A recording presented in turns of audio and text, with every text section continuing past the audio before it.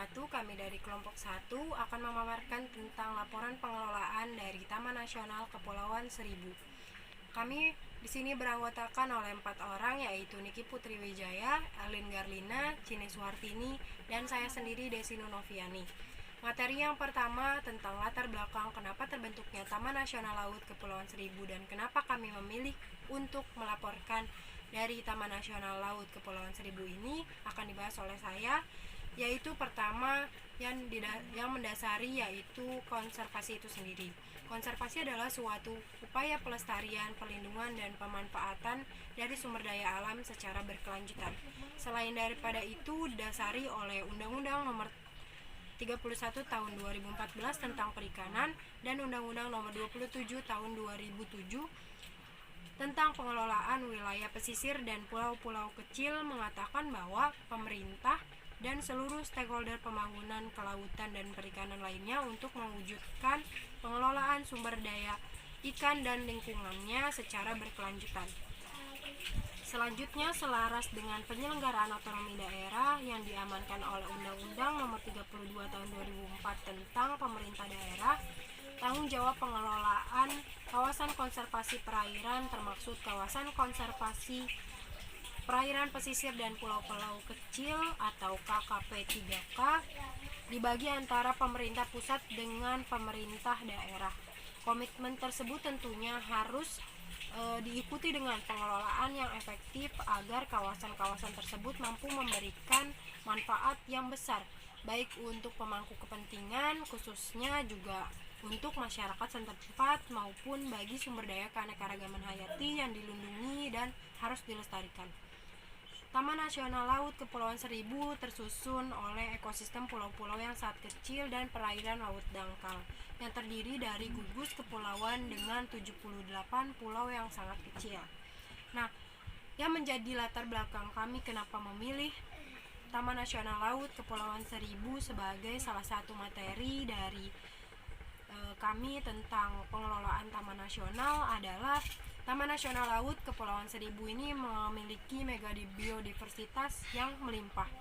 Selain itu, kami juga dapat mengenal tentang pengelolaan kawasan konservasi dalam bentuk perairan. Semakin melimpahnya biodiversitas, maka semakin ketat perencanaan konservasinya. Oleh karena itu, kami ingin mengetahui biodiversitas yang berada di Taman Nasional Laut Kepulauan Seribu dan perencanaan konservasi yang diterapkan pada Taman Nasional Laut Kepulauan Seribu itu sendiri. Nama kawasannya yaitu Taman Nasional Laut Kepulauan Seribu, biasa disingkat dengan TNLKS. Luas dari kawasan Taman Nasional Laut Kepulauan Seribu ini adalah 107.489 hektar. Lokasinya terletak pada kawasan dalam wilayah Kabupaten Administrasi Kepulauan Seribu, terletak di Kecamatan Kepulauan Seribu Utara, tepatnya di 3 kelurahan yaitu Pulau Panggang, Pulau Kelapa, dan Pulau Harapan. Secara batas secara geografis, TNKPS ini terletak pada 5 derajat 44 sampai 5 derajat 45 lintas selatan dan 106 derajat 25 sampai 106.40 bujur timur dan mencakup luas 107.489 hektar yang terdiri dari wilayah perairan laut seluas 107.489 hektar dan 2 pulau yaitu Pulau Panjaliran Barat dan Pulau Panjaliran Timur seluas 39.50 hektar. Dengan demikian, pulau-pulau ini atau wilayah daratan yang berjumlah 108 sesungguhnya tidak termaksud dalam kawasan TNKPS Pulau Seribu. Nah, ekosistem yang ada pada Taman Nasional Laut Kepulauan Seribu ini mempunyai sumber daya alam yang khas, yaitu dengan karena wilayah pesisir, jadi kita akan membicarakan tentang keindahan alam laut dengan ekosistem karang yang unik, seperti ekosistem terumbu karang, ikan hias, ikan konsumsi, echinodermata, moluska, krustase, penyu, tumbuhan laut dan darat, mangrove, pandang lamun, dan lain-lain. Taman Nasional Kepulauan Seribu juga memiliki beberapa pantai sebagai pariwisata alam yang terkenal, yaitu yang pertama ada Pulau Pramuka, Pulau Pantara, Pulau Putri, Pulau Pelangi, Pulau Macan, Pulau Sepa, Pulau Kodok, dan Pulau Harapan. Selanjutnya akan dilanjutkan oleh rekan saya. Halo semuanya, nama saya Niki Putri Wijaya dan pada kesempatan kali ini saya akan membahas mengenai dua subbang materi. Yang pertama ada target konservasi dan zonasi, dan materi kedua yaitu kondisi dari Taman Nasional Laut Kepulauan Seribu. Nah, materi pertama yaitu target konservasi dan juga zonasi. Seperti yang kita tahu bahwa dari Taman Nasional Laut Kepulauan Seribu memiliki 4 zona. Yang pertama ada zona inti Taman Nasional, yang kedua ada zona perlindungan, yang ketiga ada zona pemanfaatan wisata, dan yang terakhir ada zona pemukiman. Nah, untuk target konservasi sendiri, Taman Nasional Laut Kepulauan Seribu memiliki 2 target. Yang pertama ada target sumber daya atau bioekologis, dan yang kedua ada target sosial, ekonomi, dan juga budaya. Nah, target pertama yaitu target sumber daya atau bioekologis yang memiliki 2 zona, yaitu zona inti dan juga zona perlindungan. Pada zona inti memiliki 3 inti, yaitu zona inti 1, 2, dan juga 3. Pada zona inti 1 meliputi perairan sekitar Pulau Gosong Rengat dan Karang Rengat, juga perlindungan penyu sisik dan juga ekosistem terumbu karang. Sementara untuk zona inti 2 meliputi Pulau Panjalitan Barat dan Panjalitan Timur serta perairan sekitar Petelokan Timur, Peteloran Barat, Buton, dan Gosong. Dan ini merupakan perlindungan penyu sisik dan juga ekosistem terumbu karang serta hutan mangrove. Dan juga pada zona inti ketiga meliputi perairan sekitar Pulau Kayu Angin Bira, Belanda, dan juga bagian utara Bira Besar, merupakan perlindungan penyu sisik dan juga ekosistem terumbu karang. Seperti kita tahu bahwa dari Taman Nasional Laut Kepulauan Seribu merupakan konservasi secara khusus dari penyu sisik. Nah, selanjutnya ada zona perlindungan. Zona perlindungan ini fungsinya apa sih? Yaitu zona perlindungan itu bagian dari Taman Nasional yang berfungsi sebagai penyangga zona inti Taman Nasional. Jadi, tanpa adanya zona perlindungan, zona inti akan merasa terancam. Nah, zona perlindungan ini merupakan daerah di Pulau Panjalitan Barat dan Panjalitan Timur sekitar 39,5 hektar. Jadi, melindungi zona inti dari zona inti 1, 2, dan 3 serta beberapa biodiversitas dan juga makhluk hidup yang dikonservasi. Target kedua yaitu target ekonomi, budaya, dan juga sosial. Target ini mempunyai 2 zona juga, yaitu ada zona pemanfaatan wisata Taman Nasional dan juga ada zona pemukiman Taman Nasional. Pada zona pemanfaatan wisata Taman Nasional ini berfungsi sebagai pusat rekreasi dan juga kunjungan wisata.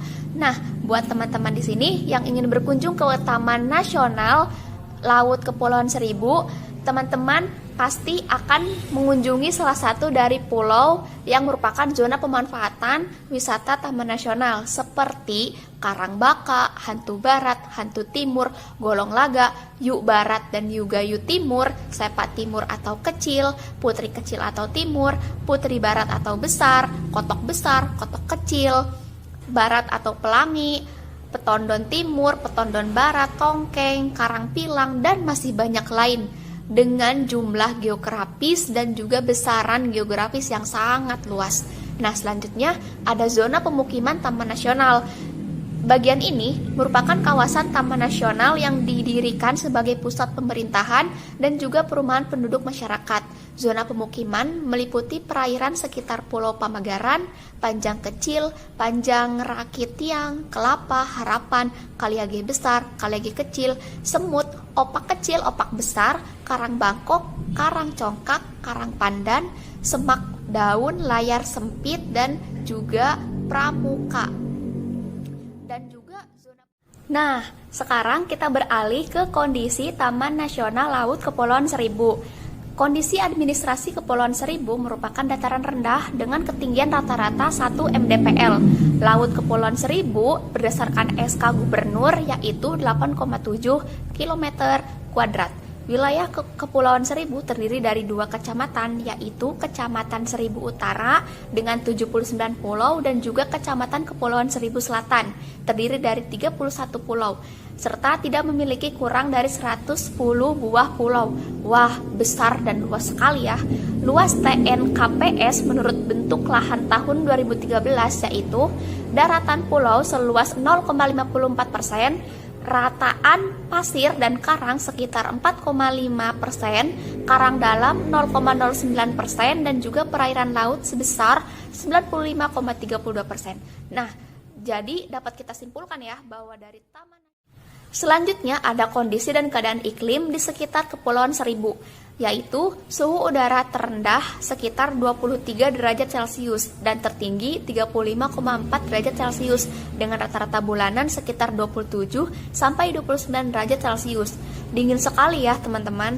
Nah, jumlah hari hujan bulanan sekitar 5 sampai 22 hari, terendah pada bulan September dan tertinggi pada bulan Januari. Jadi, Taman Nasional Laut Kepulauan Seribu ini sering hujan. Lalu ada kecepatan anginnya sekitar 6 knot dan tertinggi 46 knot dengan rata-rata bulanan sekitar 3,5 sampai 5,5 knot. Lalu ada kondisi ekologis atau biodiversitas pada tumbuhan di Taman Nasional Laut Kepulauan Seribu yang didominasi oleh tumbuhan pantai seperti nyaplung, waru, pandan, cemara laut, cengkudu, ketapang, kecundang, dan juga sukun, serta bogem. Nah, teman-teman di sini pernah gak sih melihat beberapa tanaman laut yang pernah ditemukan di sekitar rumah? Boleh jawab komentar di bawah ini. Nah, selanjutnya ada kekayaan kehidupan laut di Taman Nasional. Seperti kita pasti akan menemukan berbagai karang keras sampai ke karang lunak sebesar 54 jenis, 114 jenis ikan, 2 jenis kima, 3 kelompok ganggang seperti rhodophyta atau ganggang merah, chlorophyta atau ganggang hijau, dan juga phaeophyta atau ganggang pirang. Nah, ada 6 jenis rumput laut dan 17 jenis burung pantai. Nah, Taman Nasional Kepulauan Seribu ini merupakan tempat penelusuran burung pantai. Sebagian besar pantai-pantai ini dilindungi oleh hutan mangrove atau hutan bakau yang merupakan tempat hidup biawak, ular, dan juga piton, penyu sisik, dan juga penyu hijau yang merupakan satwa langka. Jadi Taman Nasional Laut Kepulauan Seribu ini sangat efektif untuk melindungi dan juga mengkonservasi beberapa penyu hijau. 10 sumber daya alam yang menjadi target konservasi di Taman Nasional Laut Kepulauan Seribu meliputi terumbu karang, mangrove, moluska atau hewan bertubuh lunak, penyu, lamun, hutan pantai, dan elang, mamalia laut, ikan ekonomis, dan juga burung migran. Nah, terakhir nih teman-teman, yaitu ada kondisi sosial budaya dan ekonomi penduduk di Taman Nasional Laut Kepulauan Seribu yang berjumlah 4.920 kakak, yaitu sebesar 660 keluarga prasejahtera, yang diantaranya 65% bermukim di pulau pemukiman seperti Pulau Panggang, Pulau Pramuka, Pulau Kelapa, Pulau Kelapa II, dan Pulau Harapan yang berada di kawasan Kepulauan Seribu. Dan sebagian besar masyarakat di sana bermata pencaharian sebagai nelayan tangkap. Materi selanjutnya yaitu tentang strategi pengelolaan. Hampir semua pulau yang berada di Kepulauan Seribu ini bertujuan untuk objek wisata, terutama pulau-pulau yang telah dikelola oleh riset wisata seperti ada Pulau Bira, Pulau Putri, Pulau Sepat, dan Pulau Kotak, dan masih banyak pulau lainnya.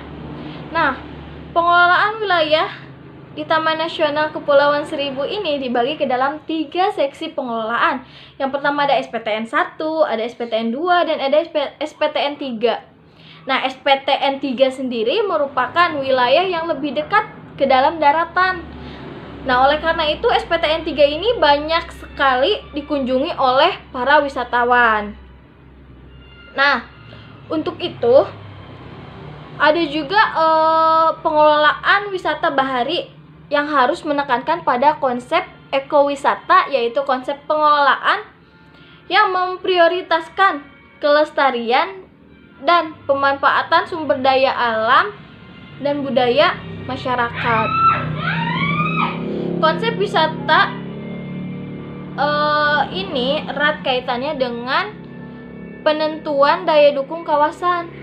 Kawasan pariwisata yang ditentukan dengan memperhatikan daya dukung sangat berguna dalam mempengaruhi kontrol pembangunan kegiatan pariwisata. Oleh karena itu, penerapan konsep ekowisata berbasis daya dukung ini perlu dilakukan sebagai wujud pengelolaan kegiatan wisata bahari. Nah, ada juga strategi pengelolaan yang dapat dikembangkan. Peninjauan dan revisi Undang-Undang Nomor 32 Tahun 2004 tentang Pemerintahan Daerah dan Undang-Undang Nomor 5 Tahun 1990 tentang konservasi sumber daya alam hayati dan ekosistem. Nah, yang perlu direvisi di sini pada Undang-Undang Nomor 32 tahun 2004 itu pasal 17 dan pasal 18, karena pada pasal ini belum mengkoordinir kegiatan perikanan dan lebih menitik beratkan pada pengelolaan sumber daya laut. Sementara pada Undang-Undang Nomor 5 tahun sedangkan pada Undang-Undang Nomor 5 Tahun 1990 ini lebih terfokus pada konservasi kehutanan atau daerah daratannya. Sedangkan belum adanya fokusan ke dalam mengatur pengelolaan konservasi pesisir dan lautnya. Jadi lebih terfokus kepada daratannya saja. Nah, selanjutnya ada peninjauan dan revisi peraturan pemerintah daerah DKI Jakarta nomor 1 tahun 2012 pasal 186 yang hanya melarang penambangan pasir laut saja. Sedangkan pada pengelolaan Taman Nasional Kepulauan Seribu ini pada tahun 1990 sampai 2009 ini melarang penambangan pasir dan batu karang. Jadi adanya perbedaan peraturan DKI Jakarta nomor 1 tahun 2012 pada pasal 186 dengan pengelolaan Taman Nasional pada tahun 1999 sampai 2009 ini. Karena pada pengaturan pemerintahan DKI Jakarta ini belum adanya larangan untuk penambangan batu karang. Ini yang perlu direvisi. Ada juga pemanfaatan kawasan perairan. Kawasan nasional ini harus dilakukan oleh masyarakat dan pemangku kepentingan lainnya yang bertujuan untuk fungsi kawasan itu sendiri. Ada juga pengaturan pengendalian penambangan karang dan pasir disertai dengan pengadaan material batu dan pasir. Harus disediakan subsidi oleh pemerintah daerah. Nah, adanya banyak perbedaan antara pemerintah daerah dan undang-undang mengenai pengelolaan ini yang harus diperhatikan atau direvisi, karena hal ini bertujuan dengan pengelolaan Taman Nasional Kepulauan Seribu ke depannya. Ya, mungkin cukup sekian dari saya. Kekurangannya mohon maaf. Assalamualaikum warahmatullahi wabarakatuh. Baik, saya di sini akan melanjutkan penjelasan mengenai kawasan konservasi pada Taman Nasional Kepulauan Seribu. Nah, di sini ada yang namanya pendanaan. Nah, pendanaan ini dimanfaatkan karena Taman Nasional Kepulauan Seribu ini memiliki beberapa potensi yang sangat memberikan keuntungan yang diberikan beberapa tarif untuk mengunjungi suatu tempat wisata pada Kepulauan Seribu. Nah, mengenai ketentuan-ketentuan yang berkaitan dengan pungutan bidang perlindungan hutan dan konservasi alam di Taman Nasional Kepulauan Seribu seperti pada keputusan Direktur Jenderal Perlindungan Hutan dan Pelestarian Alam Departemen Kehutanan Nomor 77 pada tanggal 1 Oktober 1992 tentang tata cara pengenaan pemungutan, penyetoran, dan penatausahaan pungutan masuk ke hutan wisata, taman nasional, taman hutan raya, dan taman wisata laut. Nah, keputusan ini masih mengatur pembuatan karcis dan penata usaha pungutan. Nah, untuk tarifnya itu yang pertama ada tiket masuk, kemudian yang kedua itu ada kegiatan wisata umum, kegiatan penelitian, serta snapshot film komersial. Untuk tiket masuk itu yang pertama, tiket masuk pengunjung umum mulai dari mancanegara itu seharga 150.000, sedangkan domestik itu hanya dikenakan tarif 5.000. Yang kedua, tiket masuk rombongan pelajar atau mahasiswa itu kalau mancanegara 100.000, sedangkan untuk domestiknya dikenakan biaya 3.000. Untuk kendaraan air misalkan kapal motor 40 sampai dengan 100 itu dikenakan mancanegara 100.000 per unit atau per hari, sedangkan untuk domestiknya nominalnya sama yaitu 1.000. Kemudian yang kedua, kapal motor 100 sampai dengan 500 di mancanegara itu tarifnya 150.000, di domestik juga sama nominalnya. Kemudian yang terakhir itu kapal motor di atas 500 PK dengan tarif 200.000 dan di domestik juga sama nominalnya yaitu 200.000. Kemudian kegiatan wisata umum. Nah, kegiatan wisata umum yang pertama kegiatannya itu pengamatan hidupan liar. Nah, pengamatan hidupan liar untuk perorangan untuk umum dikenakan biaya 10.000, sedangkan untuk rombongan hanya senilai 5.000. Yang kedua, menyelam itu untuk umum dikenakan tarif 25.000, sedangkan untuk rombongan 15.000. Untuk snorkeling itu 15.000 untuk umum, rombongan itu hanya 10.000, dan bersampan dikenakan tarif 25.000, sedangkan untuk rombongan itu 15.000.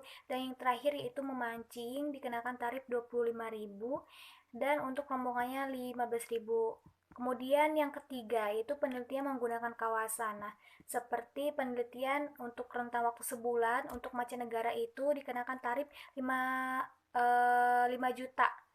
Sedangkan untuk domestik itu hanya 100.000. Untuk rentang 1 bulan sampai 6 bulan dikenakan tarif 10 juta. Untuk domestiknya hanya 150.000. Untuk 7 bulan dan 12 bulan itu mancanegara dikenakan tarif 15 juta dan domestik itu hanya 250.000. Dan yang terakhir itu snapshot film komersial. Kegiatannya itu ada 3, video komersil, handycam, dan foto. Nah, untuk video komersil ini untuk umum dikenakan seharga 10.000 per paket. Untuk handycam 1.000 per paket dan foto itu hanya 25.000 per paket. Mungkin itu saja yang dapat saya sampaikan, kurang lebihnya mohon maaf. Itu pemaparan atau presentasi dari kelompok 1 mengenai pengelolaan kawasan konservasi Taman Nasional Kepulauan Seribu. Kurang lebihnya mohon maaf. Wassalamualaikum warahmatullahi wabarakatuh.